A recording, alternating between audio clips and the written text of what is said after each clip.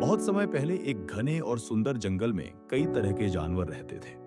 उसी जंगल में एक बंदर था जिसका नाम था मदनू। मदनू बहुत चंचल था, लेकिन उसमें एक बुरी आदत थी। वो बहुत लालची था। उसे जितना मिलता उससे कभी संतोष नहीं होता। उसी जंगल में एक हिरण भी रहता था जिसका नाम था हरिदास। हरिदास बहुत शांत, बुद्धिमान और संतोषी स्वभाव का था।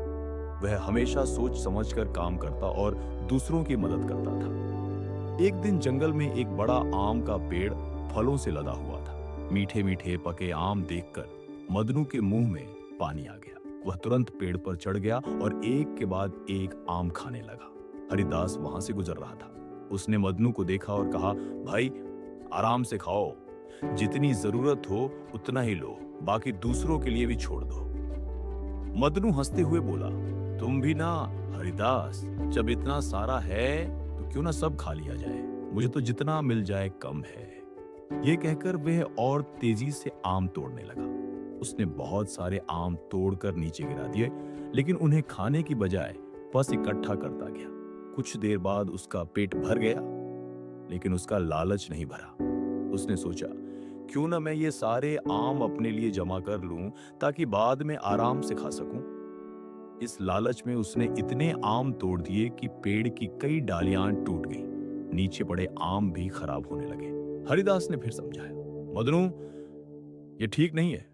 जरूरत से ज्यादा लेने से नुकसान होता है, तुम्हारा भी और दूसरों का भी।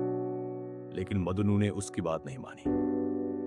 तभी अचानक मौसम बदल गया। तेज आंधी और बारिश शुरू हो गई। पेड़ की कमजोर हो चुकी डालियां और टूटने लगी।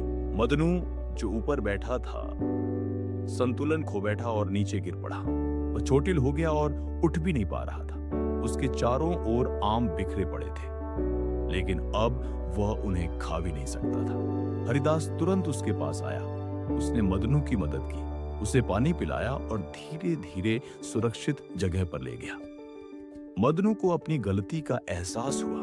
उसने शर्मिंदा होकर कहा, हरिदास, मैंने तुम्हारी बात नहीं मानी। मेरे लालच ने मुझे मुसीबत में डाल दिया। अगर मैंने संयम रखा होता तो यह सब नहीं होता। हरिदास मुस्कुराया और बोला, गलती करना बुरा नहीं है, लेकिन उसे सीख न लेना सबसे बड़ी गलती है।